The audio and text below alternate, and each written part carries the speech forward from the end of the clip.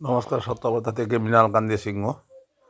আজকে আজকে যে ঘটনা ঘটেছে, যুবভারতী স্টেডিয়ামে মেসি এসেছিল, তাকে দেখার জন্য অনেক লোক, অনেক যুবকরা সব এসেছিল, কিন্তু দেখতে কেউ পায়নি। শুধু অরূপ বিশ্বাসকে দেখতে পেয়েছেন, আর আর কয়েকজন মোহনবাগান ক্লাবের আর বেঙ্গল ক্লাবের কর্মকর্তাদের দেখতে পেয়েছেন। তো আমি তো বলি যে আপনারা তো এত বড় ভুল করলেন কেন?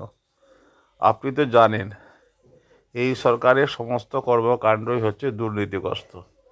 আজকে যে আপনার টাকাটা নিয়ে টিকিট কেটে ঢুকিয়েছে আপনাদেরকে দেখানোর জন্য তো নয়, ওই টাকা ওনাদের ফান্ডে যাবে, তার জন্যই করেছেন। আপনারা জেনে যদি ভুল করেন, এর জন্যে কে দায়ী হবে বলুন? আপনারা বলছেন এখন কে কী করবে, কে কী করবে? এই সরকারের কোনটা জিনিস ঠিকঠাক হয় বলুন? কোনো জিনিস ঠিকঠাক হয়েছে যে এটা হবে? এটাও একটা কলঙ্কিত অধ্যায়। তো আপনারা জেনে শুনে নিজের টাকা ডোবাতে গেছেন।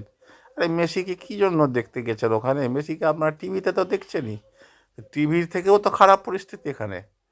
এখানে মাননীয় মুখ্যমন্ত্রী এখন জজের নির্দেশে জজকে হেড করে এর খোঁজ খাজ নেবেন, নিয়ে কী লাভ?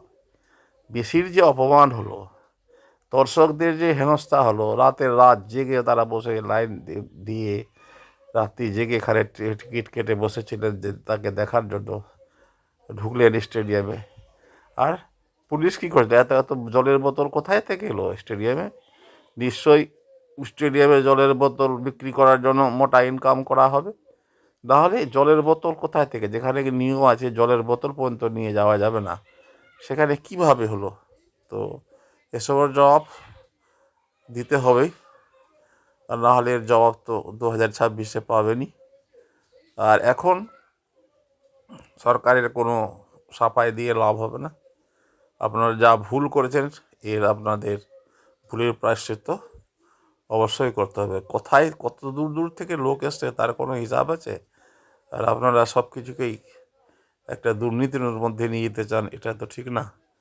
নমস্কার, আপনারা সকলে আমার ভিডিও দেখছেন, লাইক করছেন, এর জন্য আমি খুবই খুশি হচ্ছি। এবার আমার চ্যানেলটাকেও শেয়ার করছেন, আরও বেশি করে শেয়ার করুন, আর সাবস্ক্রাইবটা অবশ্যই করবেন, আর বিলটা অবশ্যই বাজাবেন দয়া করে। তাহলে আমার চ্যানেলটা আরও বেশি প্রসারিত হবে, আর আমার সাবস্ক্রাইবের সংখ্যাটাও বাড়বে।